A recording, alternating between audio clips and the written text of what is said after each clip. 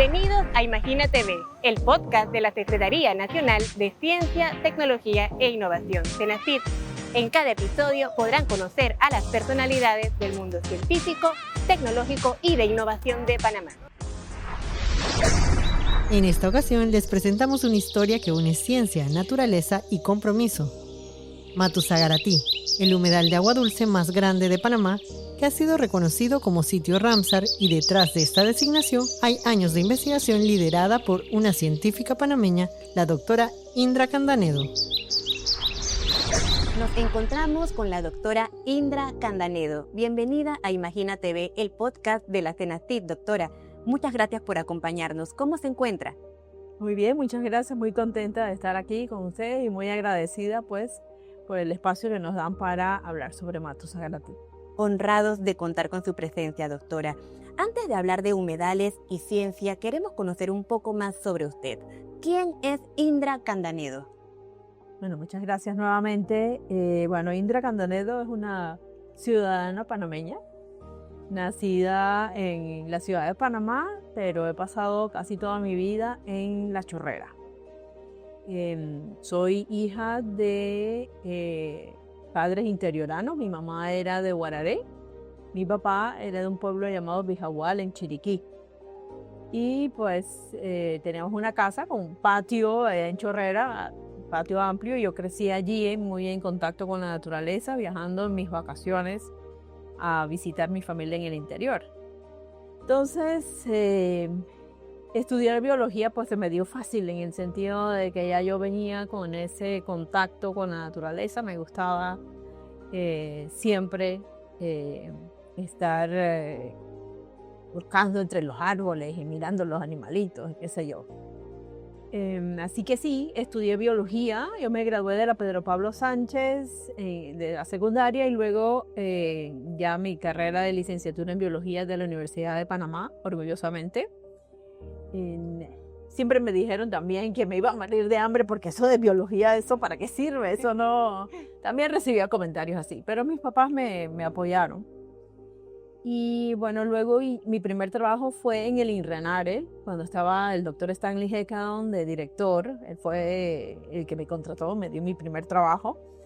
Y también muy agradecida con la institución porque me permitió conocer todo el país. Esa es una gran ventaja, le cambia a uno la visión. Y me llevó a trabajar a Darién. Estuve 3 años trabajando en el Parque Nacional Darién allá, y posteriormente me fui a hacer la maestría en Estados Unidos con una beca Fulbright. Luego regreso y me integro al proceso de transición del INRENARE a ANAM en aquella época, y formé parte del equipo técnico que preparó la primera Estrategia Nacional del Ambiente del país. De allí termino pues los años obligados que tenía que estar en ANAM, debido a que yo me fui con una beca, una licencia con sueldo, y paso a trabajar a The Nature Conservancy, TNC, una organización norteamericana que tenía sus oficinas. Estamos, de hecho, abriendo las oficinas aquí en Panamá.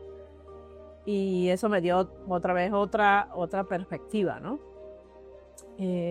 Y de allí creo que surge mi fuerte inclinación por el uso de la ciencia, de la evidencia para la toma de decisiones. Eso era una obligación en TNC, igual que formación de capacidades y financiamiento a largo plazo. Y bueno, posteriormente termino mi trabajo en TNC y me voy a la Universidad de Essex en Inglaterra, gracias al generoso apoyo de la CENACYT, con una beca de la CENACYT, y allá estudio ambiente y sociedad. Luego regreso y ya entonces me mantengo de manera independiente como consultora, y en los últimos 10 años como docente e investigadora de la Universidad Tecnológica de Panamá. Qué interesante todo este recorrido que nos narra, doctora. ¿Cómo influyó esa experiencia internacional de estudiar en Estados Unidos y en Inglaterra en su visión del ambiente en Panamá? ¿Y por qué se inclinó para especializarse en conservación del medio ambiente? Sí, bueno, primero, cuando me fui a estudiar la maestría, yo venía de Darién. O sea, para mí fue una transición interesante salir de Darién para encontrarme en la Universidad de Maryland, que está ahí a 2 pasos de Washington, D.C., ¿no? Una de las principales capitales del mundo. Pero ya yo sentía que yo necesitaba buscar experiencias de otros países en cómo se aborda el reto de lograr balances entre las necesidades sociales y económicas en la conservación del ambiente. Esos balances no son fáciles, ¿no? Todavía estamos buscándolo. Yo quería ver cómo otros países habían abordado el tema. Igual que cuando me fui para Inglaterra también, quizás buscando más una experiencia europea. En la búsqueda de esos equilibrios, ¿no? Y siempre entendiendo que los contextos locales son diferentes a la experiencia norteamericana y europea. Aquello te puede dar una idea, mira, acá se hizo así, y ellos también tienen sus propios retos. Pero la adaptación local es donde está la clave, ¿no? La adaptación local es de esos aprendizajes que estos países tienen. Y la otra cosa que yo estaba buscando eran herramientas. Yo venía de la biología. Y bueno, aunque todavía la biología sigue siendo amplio, te da ciertas herramientas, sí, para el estudio de los organismos vivos, pero ya yo sentía que se necesitaban herramientas de otras disciplinas para poder entender de manera más integral las complejidades de la realidad que veía yo en campo, veía yo en Darién. Eso implicaba de repente aprender algunas herramientas de la parte social y de la parte política también, ¿no? Que eso no es lo que usualmente se da en biología. Entonces, por eso yo termino en esta maestría de Biología de la Conservación y Desarrollo Sostenible, que apuntaba a precisamente hacer una maestría interdisciplinaria, donde nosotros, a pesar de ser biólogos, dábamos materias como políticas públicas o economía. Qué interesante. Entonces, tratando de precisamente entender esa complejidad y esa relación entre los seres humanos y la naturaleza. Muy bien, qué interesante, doctora. En este episodio de Imagina TV, el podcast de la FENACYT, vamos a profundizar un poco en esta riqueza del humedal de Matuzagarati, ubicado en el corazón de Darién. Matuzagarati es el humedal de agua dulce más grande de Panamá y uno de los más extensos de América Central. Pero antes de entrar en materia, doctora, ¿qué caracteriza a un humedal? ¿Qué lo diferencia de un manglar? ¿Y qué acciones nos puede recomendar como sociedad para conservarlos? Sí, muy bien. Un humedal no es más que un área que se inunda. La inundación puede ser permanente o puede ser temporal. Por ejemplo, cuando empieza a llover, empieza la estación lluviosa y una zona se inunda. Eso es un humedal en el sentido amplio. Un manglar es un tipo de humedal que se desarrolla principalmente en las zonas costeras donde hay un contacto del agua salada del mar con la tierra. Allí se desarrollan los manglares. Los manglares son unos ecosistemas maravillosos, acostumbrados a unas situaciones extremas, totalmente extremas, porque pues la marea sube 2 veces al día y ellos viven un proceso de total inundación y a veces total desecación. Y total inundación no solo con agua, sino con agua salada. Entonces ellos tienen que desarrollar toda una serie de adaptaciones a esos ambientes tan difíciles, ¿no? Pero lo que hemos encontrado en Matuzagarati, que lo hace único en Panamá, es que la mayor parte de esta zona de humedal, de esta zona muy plana, es que allí predomina el agua dulce. También hay áreas donde hay combinaciones, pero predomina el agua dulce. Entonces sí es el humedal de agua dulce más extenso del país, ¿no? Medidas para conservarlo. Yo creo que tradicionalmente estas zonas inundables, la gente le llama pantanos, le llama ciénaga, le llama de diferentes maneras, pero siempre hay una connotación un poco despectiva, como de tierras inservibles, que no hay que acabarlas, hay que rellenarlas, hay que desaguarlas, porque no sirven para nada. Están llenas de mosquitos, a veces huelen mal. El hecho de que tiramos la basura en muchos de los manglares también tiene que ver con nuestra percepción sobre esos ecosistemas.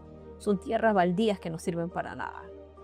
Pues en los últimos años esa visión ha cambiado gracias en gran medida al trabajo de muchos científicos alrededor del mundo que están entendiendo y comunicando cada vez más la importancia de estos ecosistemas que son maravillosos. Entonces quizás lo primero que tenemos que hacer es ayudar a la sociedad a que entienda la importancia de estos ecosistemas, que aumente el aprecio por estos ecosistemas y también buscar equilibrios, porque hay actividades productivas que no los consideran y simplemente los rellenan o los desaguan. Entonces buscar equilibrios en esas actividades productivas donde se pueda hacer la actividad, pero bajo ciertas condiciones que permitan que el humedal también siga brindando los beneficios que brinda a la sociedad. El podcast. Doctora, usted lleva más de 35 años inmersa en esta materia y gran parte de estos años usted los ha dedicado a la conservación, al estudio de Matusagaratí. ¿Cuándo fue la primera vez que usted escuchó sobre Matusagaratí? Sí, eso es interesante porque fue en mi casa. ¿En serio? Porque, mi papá trabajó en todo el país. Él era oficial de salud pública. Y uno de los lugares en los que trabajó fue en Darién. Y allí, él se encargaba, era la época en la que había que movilizar a la gente para que construyeran sus letrinas, sus acueductos, sanidad muy, muy básica, diríamos, todo lo que tiene que ver con vacunas o con el tema de los mosquitos como transmisores de enfermedades. Y a él le daban, en algunas ocasiones, le daban a los colombianos, que llamaban chocoanos, todavía les dicen chocoanos, a los colombianos que venían a Panamá. Ese es un proceso migratorio también que se dio hace muchos años. Y él escuchaba a estos chocoanos e incluso también a los darienitas hablar de una laguna, de la laguna de Matusagaratí. Y él ganó varios premios. Ricardo Miró, uno de esos premios se lo dieron por un libro que se llamaba Los Clandestinos, que hablaba de la vida de los chocoanos que intentaban llegar principalmente a la zona del canal. Pero en otro otro libro que él tiene, que se llama Memorias de un Caminante, tiene un relato sobre Matusagaratí, la historia que él escuchaba de dos cazadores chepiganeros que se aventuraron a entrar al humedal a cazar en Semana Santa. Y les fue muy mal. Entonces mi papá describe esa situación pues allí. Entonces yo pues leí algunos de los libros de mi papá ocasionalmente así, y ahí yo vi la historia, ¿no?, sobre Matusagaratí. Luego mi segundo contacto fue cuando la ministra de Ambiente, Mireya Endara, hace 2 periodos atrás, me dice un día, yo trabajaba como asesora técnica del despacho superior, y me dice: Indra, ¿qué es lo que está pasando en Darién? Allá dice que están desaguando una laguna. Pues averíguate eso qué es. Y allí entonces tengo ya el contacto más directo con Matusagaratí. De hecho, nuestras investigaciones surgen de un alto nivel de frustración por la poca información que se tenía para poder tomar decisiones, porque en ese momento yo estaba del lado de los tomadores de decisiones políticas públicas. ¿Qué vamos a hacer con este reclamo de la gente de Darién que dicen que esta zona tan maravillosa la están desaguando? Y había que generar una política pública, pero no había información. Prácticamente no había información. Le pedimos a algunas organizaciones que hicieran un estudio básico de 3 meses y en base a eso tomamos las decisiones que teníamos que tomar. Y claro, cuando yo salgo del Ministerio de Ambiente, estoy pensando qué hacer y alguna gente me dice, oye, pero ¿por qué no seguimos investigando sobre Matusagalati? Y de ahí surgen nuestras investigaciones. Recientemente, en el mes de abril, Panamá recibió una gran noticia. El complejo de humedales de Matusagalati fue designado como humedal de importancia internacional, o mejor conocido como sitio Ramsar. ¿En qué radica la importancia de esta designación, doctora? ¿Y cuántas personas colaboraron con usted para hacer las investigaciones relacionadas en este sentido? Sí, bueno, el ser un sitio Ramsar es un reconocimiento especial, ¿no? Matusagalati ha sido incluido en la lista de los humedales de importancia a escala global. O sea, Matusagalati no es solo importante para el Darién, no es solo importante para Panamá, sino es importante para el mundo. A la par de los Everglades en Florida, o del delta del Okavango en África, o del Pantanal de Brasil.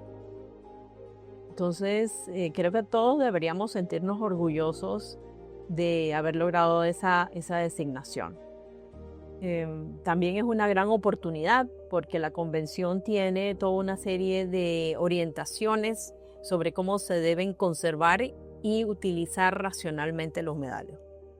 La convención no es una convención restrictiva que dice no se pueden tocar los humedales, sino por el contrario reconoce que estos ecosistemas son altamente productivos, que hay comunidades utilizándolos y en relación íntima con estos ecosistemas y que esas relaciones deben mantenerse. Entonces, la convención apunta a la conservación y uso sostenible de estos humedales. Para llegar aquí pasamos por un proceso de 4 años, porque la convención ahora es muy exigente en cuanto al tipo de información y la calidad de la información que se requiere para lograr que se incluya el sitio en la lista.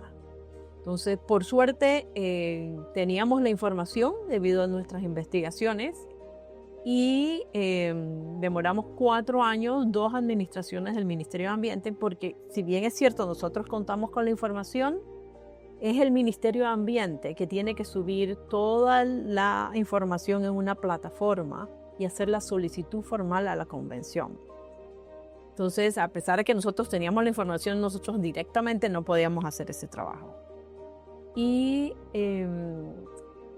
esta declaratoria tiene un punto muy importante y es que es la única declaratoria de sitio Ramsar en Panamá que fue a una consulta pública. Es decir, la propuesta se subió en la red del Ministerio de Ambiente y allí todo el mundo pudo verla, no recuerdo, pero fue un tiempo extenso y se recibieron comentarios. Y en base a esos comentarios se modifica la propuesta, se modifica el límite de la propuesta. Entonces yo creo que eso le da un valor añadido, porque no es nada más, no son solo los actores científicos o los actores del gobierno, sino que las comunidades tuvieron su oportunidad, los productores tuvieron su oportunidad también para opinar, ¿no? sobre el sitio. Eso me parece que es sumamente importante. Ahora, sí hemos recibido este galardón, diríamos, pero no se puede quedar aquí. O sea, es una oportunidad que hay que aprovechar, que nosotros como panameños nos toca aprovechar. Exactamente, es una oportunidad que hay que aprovechar, doctora Candañedo. Vale la pena destacar que la información suministrada por Panamá para lograr que Matusagalati fuese designado sitio Ramsar proviene de las investigaciones que su equipo lideró. ¿Cuánto tiempo invirtió en estas investigaciones para poder tener toda esa data que logró que Matusagarati fuese considerada hoy en día sitio Ramsar? Sí, bueno, nosotros empezamos con el apoyo de Senacid en el 2019. Y armar la ficha técnica, empezamos la doctora Ibáñez y mi persona en el 2020. Y con fondos de Fundación Natura, tengo que decir. Y llevamos varias propuestas, varios escenarios a la administración anterior del Ministerio de Ambiente. Y allí comenzaron nuestros primeros acercamientos con ellos. Y ese proceso de acercamiento con las autoridades se extiende a la presente administración. Y ya ahora Costas y Mares, en esta administración, la Dirección de Costas y Mares toma el control porque son el enlace con la convención, y entonces ellos entonces nos solicitan a nosotros, nos van diciendo, bueno, necesito esta información, me están pidiendo que añada esto, me están pidiendo que aclare esto, entonces estuvimos en ese proceso. En este proceso también tengo que mencionar el rol importante que jugó el CEASPA, el Centro de Estudios y Acción Social Panameño, en particular Francisco Herrera y Daniel Holnes, que le dieron el seguimiento con el Ministerio de Ambiente, porque hacer investigación por un lado es estar escribiendo informes y papers científicos, y por el otro lado, ahí administrando proyectos, y por el otro lado, hablando con el gobierno. Esos son muchos roles, ¿no? Entonces aquí lo que hacemos es que tenemos muchos aliados. Y el CEASPA jugó un rol importante en ese, siendo el puente, diríamos, entre nosotros los investigadores y el gobierno. Entonces sí, ha habido mucha gente que ha estado trabajando en este proceso, que ha demorado 4 años. Wow. Y esto es algo, y quizás quisiera decir algo aquí. Se dice muy fácilmente que la investigación debe tratar de influir política pública. Correcto. Pero es mucho trabajo y toma tiempo. Los tiempos de la política pública, a veces no son los mismos de los tiempos de las investigaciones. A veces la política necesita información ya, inmediata, necesito tomar esta decisión, y la investigación de repente no está. O a veces los tiempos políticos son más lentos porque hay más actores y hay complejidades que hay que considerar, y la información está, pero los tiempos políticos no. Entonces, esas discrepancias hay que saber manejarlas, ¿no? Yo creo que una gran ventaja que tuvimos nosotros es este equipo interdisciplinario, y algunos dirían que transdisciplinario desde el punto de vista de que no solo investigadores, sino manejadores o administradores de organizaciones de conservación, organizaciones nacionales como el CEAPA, pero locales también, como AMEDAR, que es una organización que es Alianza por un Mejor Darién. Entonces nosotros no solo somos los investigadores, sino que teníamos aliados en estos procesos, ¿no?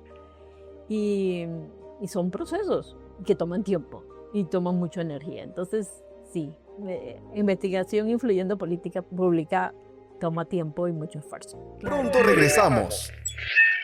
El podcast. Doctora, compártanos algún relato de las comunidades de Matusagarati que le haya comentado y que se le quede en la mente. Sí, es fascinante realmente, y yo hice esfuerzos en buscar investigadores sociales para que abordáramos esta parte, pero no tuve éxito. Pero hablando con los afrodescendientes, hablando con los indígenas, vemos que hay toda una serie de tradiciones y de historias que asocian al humedal con un sitio donde abunda la pesca, abunda la cacería, abunda la madera, pero también donde hay espíritus, donde hay serpientes. Por ejemplo, los emberás dicen que de la cabecera del Tuira, de un lugar que ellos llaman la Sierpa, donde sí se ven, son unas rocas enormes, dicen que ahí vivían 3 grandes culebras. Pero hubo una inundación, una cabeza de agua muy grande en la cabecera del Tuira, y una de esas serpientes se soltó. Y ahora vive en Matusagarati. Entonces hay que tener cuidado con la serpiente. Y los afrodescendientes también hablan de animales extraordinarios y claro, de mucha gente perdida. Yo conocí a un colombiano que yo entré ahí, yo me perdí, yo estuve perdido días, yo pensaba que yo iba a morir porque todo lo que yo veía era igual. Porque entrar al herbazal inundable, ahí usted un herbazal de 3 metros de altura, no hay referencia porque todo es igual, está inundado y usted camina y ve todo igual. Si el sol no está muy claro, usted pierde el sentido de la orientación fácilmente. Entonces, esta persona decía, yo tuve que ponerme la ropa al revés porque las brujas me estaban engañando y yo daba vueltas y vueltas y vueltas hasta que el tercer día salí y ya me encontraron. Entonces, esas son algunas, ¿no?, de las... también hay otra historia que se recopila en este libro de tradiciones panameñas, en las que se habla de la antigua pugna entre los gunas y los emberá, y sus dioses, ¿no? El Nele, que el dios de los gunas, y el Ancoré, que era el dios de los emberá, que se disputaban el amor de una princesa que se llamaba Setetule, que es el nombre de un cerro ahora allá en Darién, por allá por Cana. Y Setetule tenía un hermano que se llamaba Matusagarati.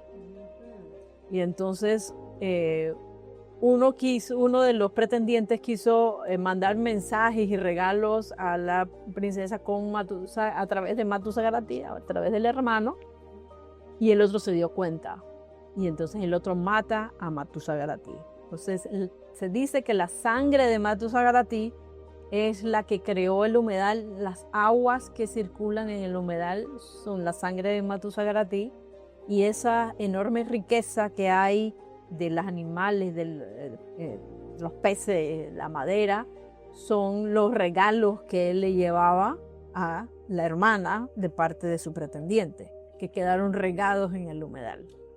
Entonces, esa es una historia, yo no la he oído contada, sino que la vi escrita, ¿no?, en este libro de leyendas y tradiciones panameñas. Exacto, por eso se le llama como la laguna encantada de Matusagarati. Así es. Entonces, sí, hay estas normas y estas creencias de Matusagarati como un sitio de espanto todavía persisten, ¿no? O sea, nosotros nos hemos encontrado indígenas que no quieren seguir avanzando porque sienten que la culebra está ahí, que se está moviendo.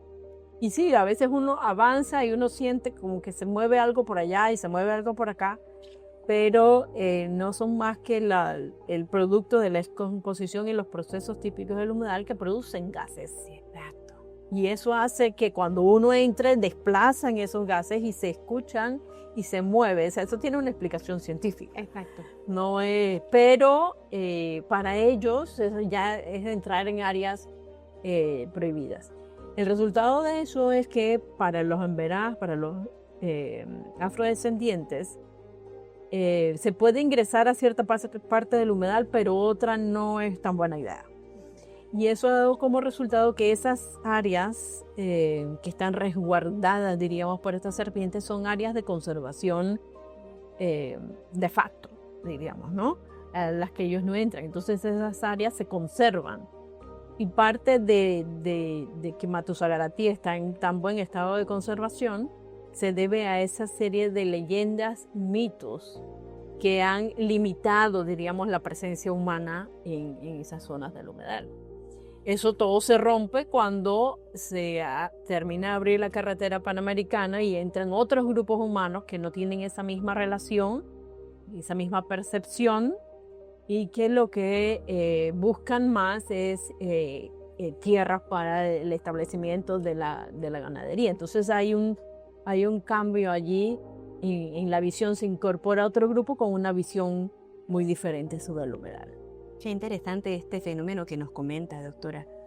Doctora Candanedo, ¿qué significa personalmente para usted haber llegado a este punto de su carrera? Sobre Matusagarati, que avanzamos un poquito, dimos un pequeño pasito, pero hay mucho por seguir. Es el inicio de todo. Sí. En estos 4 o 5 años hemos rascado la superficie de cosas que pueden ser mucho más grandes. El carbono, por ejemplo, nosotros nada más hemos rascado la superficie. Ahí hay mucho por explorar y seguramente mucho carbono que encontrar, pero son áreas lejanas que requieren un esfuerzo importante y recursos. Creo también que hay que trabajar en fomentar el aprecio, reforzar el aprecio que los indígenas y afrodescendientes tienen por la zona y comunicarlo más a otros grupos, tanto a nivel nacional como a nivel local. Y hay que buscar también alternativas productivas que sean buenas para la gente y buenas para el humedal. Hay que buscar otra vez esos balances, ¿no? Entonces hay mucho trabajo por hacer. Pero sí, creo que hemos avanzado, ¿no? Hemos avanzado en el conocimiento de un área que era prácticamente desconocida hasta hace poco. Hemos publicado 8 artículos científicos en revistas indexadas, todo el grupo de investigación. Tenemos 2 más en proceso ahora mismo. Tenemos resúmenes ejecutivos, tenemos material educativo que pueden ver en la página web o en nuestras redes sociales también. Qué bien. Doctora, ¿visualiza dentro de su equipo de investigación alguna persona, algún estudiante que pueda continuar con su legado? Sí, los estudiantes han sido importantes, particularmente en la segunda fase. En total hemos tenido 7 estudiantes, todos ellos con tesis o con trabajo, práctica profesional terminadas. Y sí veo talento allí. Hay un par de estudiantes con garra que definitivamente los veo creciendo en el tema de investigación en el futuro cercano. Así que estoy muy orgullosa desde ese punto de vista. Qué bien. Estos estudiantes han realizado investigaciones centradas, por ejemplo, en carbono. En carbono, en hidrología también. Y tienen interés en continuar trabajando allá. Entonces eso es un adicional, diríamos, ¿no? Doctora, la última pregunta que le quería hacer, pero la más importante quizás, ¿qué significa para usted Matusagarati? ¿Cómo usted define Matusagarati? ¿Qué es Matusagarati para usted? Sí, es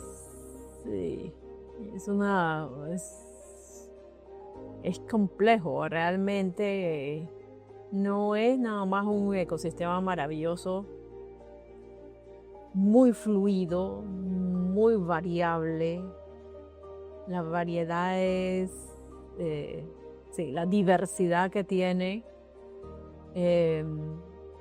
sino la complejidad de interacciones de los distintos grupos humanos, ¿no? De los emberás con sus historias, de los afrodescendientes con sus historias, de los interioranos que ahora recién están conociendo esa zona. Es el corazón del Darién porque se ensancha, por ejemplo, cuando llueve, en la época lluviosa se encoge en el verano, palpita, diríamos, ¿no? Palpita, se imagina la provincia del Darién. Matusagarati está ahí recogiendo las aguas de los ríos más importantes, del Tuira, del Chocunaque, del Balsas. Recoge todas las aguas de los ríos más relevantes, de las cuencas más extensas del país. Entonces es un organismo vivo que se relaciona también entonces con nosotros los humanos, ¿no? Y tenemos que, algunas relaciones son equilibradas, otras no lo son tanto, y esos son los equilibrios y los balances que tenemos que buscar. Tenemos oportunidades, Matusagarati es una enorme oportunidad, pero que hay que aprovecharla. Claro que sí. Muchísimas gracias, doctora Candanedo, por compartir con nosotros en Imagina TV el podcast, su testimonio y por ayudarnos a imaginar este corazón viviente de Matusagaratí en Darién, como usted lo ha descrito. Muchísimas gracias. Pues nosotros muy agradecidos por la oportunidad que nos brindan para hablar de nuestras investigaciones, de lo que hemos encontrado, de este ecosistema que mucha gente todavía no conoce, y por el apoyo generoso pues, que nos han dado para hacer estas investigaciones. Así que muy agradecida. Bienvenida siempre, doctora. Muchas gracias. Gracias por sintonizar Imagina TV, el podcast de la CENACIT. Les invitamos a seguirnos en nuestras redes sociales. Les esperamos en el siguiente episodio. Si nos ven desde YouTube, les invitamos a activar la campanita de notificaciones para que no se pierdan los próximos programas de Imagina TV, el podcast de la CENACIT.